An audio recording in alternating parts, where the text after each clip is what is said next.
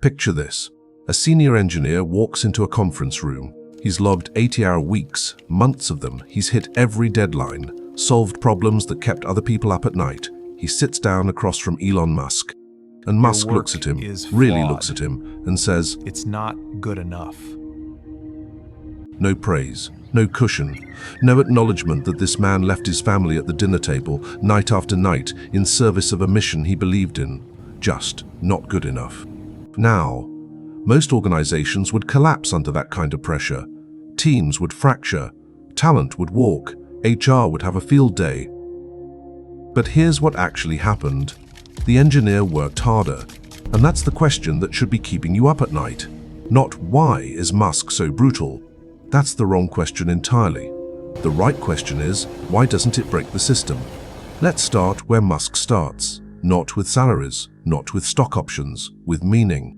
When Tesla was hemorrhaging cash in 2008, when the company was days away from total collapse, Musk didn't walk into that room and talk about spoils of war.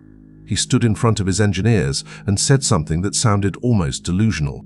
We are accelerating humanity's transition to sustainable energy. That's not a corporate slogan. That's a conversion. And here's the psychological machinery running underneath it. Identity fusion. It's a documented phenomenon. When people adopt a cause as their personal identity, when the mission stops being something they work for and becomes something they are, the rules of normal motivation collapse entirely. You don't burn out for a paycheck, but you will absolutely destroy yourself for a belief. Think about the early SpaceX employees. These were engineers who could have taken comfortable positions at Boeing, at Lockheed, at any aerospace firm with actual funding and a proven track record. Instead, they chose a company operating out of a converted warehouse in Hawthorne, California, working toward a goal that most of the scientific community considered a fantasy: going to Mars. Musk wasn't offering them a job. He was offering them a mythology, a chance to exist inside a story larger than their own life. And once you fuse your identity to something that grand, 80-hour weeks don't feel like exploitation, they feel like devotion. Ask yourself this: when was the last time you worked that hard? Not because someone made you, but because you believed. Now let's talk about the deadlines, because this is where most analysts get it wrong. They look at Musk's timelines, the ones that slit, the ones that seem borderline fictional, and they call it poor planning, optimism bias, arrogance. They're missing the point entirely. The deadlines aren't logistical targets, they're a sorting mechanism. When Musk sets an impossible deadline, something fascinating happens inside an organization. People who are weakly aligned, who are there for the resume line, for the stability, for the comfortable identity of working somewhere impressive, they start to crack. The pressure reveals the fault lines, and slowly, quietly, they self-select out. But the people whose identity is fused to the mission, they don't quit, they double down. This is stress. Induced selection operating at an organizational level. The system doesn't just survive the pressure, it improves because of it.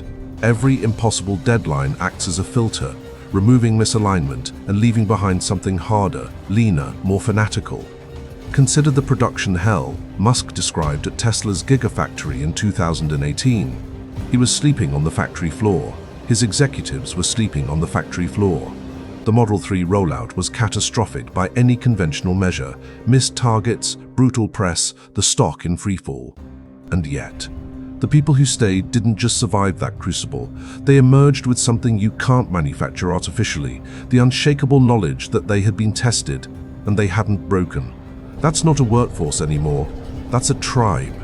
Here's where it gets truly strange. Musk has a rule, an explicit, stated organizational principle: leave your ego at the door. Hierarchy doesn't protect you, your title doesn't protect you. If your idea is weak, it will be dismantled in front of the room, regardless of your tenure, your rank, or your relationship with the man doing the dismantling. Direct criticism, public correction, intellectual combat as the default mode of communication. And here's the exquisite contradiction at the center of it. This entire zero-ego environment is enforced by the most dominant ego in the building. Musk's presence doesn't just set the standard, it is the standard. His certainty, his conviction, his willingness to publicly demolish an idea he finds weak, all of it operates through what psychologists call dominance framing.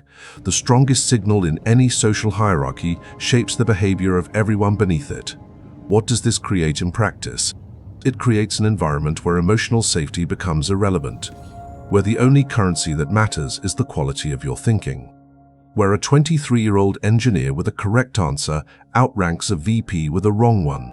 For a certain type of mind, a specific psychological profile, this is intoxicating.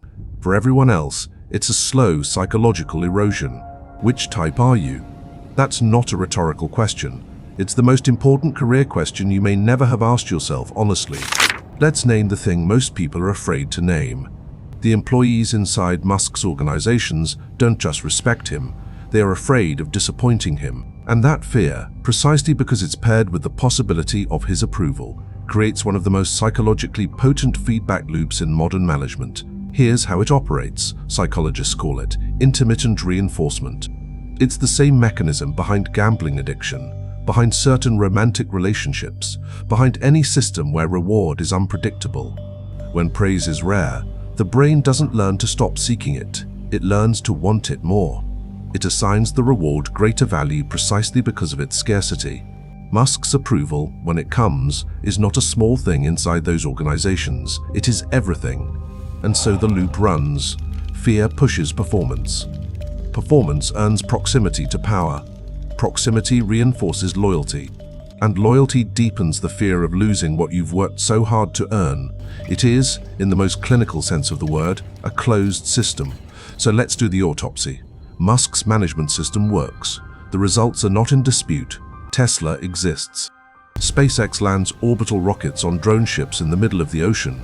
These are not small achievements. These are civilization-altering outcomes. But we need to be precise about why it works, because the popular answer is wrong. It doesn't work because pressure creates greatness. It works because it filters for people who are already willing to pay the price. This isn't a leadership system. It's a psychological selection system. It identifies a specific type of mind, one that fuses identity to mission, that metabolizes pressure rather than breaking under it, that finds meaning in intellectual combat and scarcity of praise. And it builds an organization exclusively out of those people. Everyone else is quietly, systematically removed. The system looks effective because we only see the survivors. We never hear from the engineers who gave 3 years of their lives, who missed birthdays and funerals and their children's first steps, and then were told, without ceremony, that they simply weren't enough. Survivorship bias is the ghost haunting every Musk success story. And here is the final, most dangerous truth. The one that should reframe everything. Most people don't fail under pressure. They fail because they stay inside systems that were never built for their psychology, systems that reward suffering, that confuse endurance with excellence, that slowly, methodically, rewire your sense of self until you can't remember who you were before the mission consumed you. The question was never, can you survive it? The question is, should you? Hardcore management doesn't create greatness. It doesn't forge exceptional people out of ordinary ones. It doesn't transform potential into performance through sheer force of will. What it does, what it has always done, is reveal. It reveals who was already carrying the fire, and it discards everyone else. That's not a leadership philosophy. That's a filter. And the only thing left to decide is whether you want to be what it's filtering for, or whether you're finally ready to find a system that was built for you. Hardcore management doesn't create greatness, it reveals who was already willing to pay the price.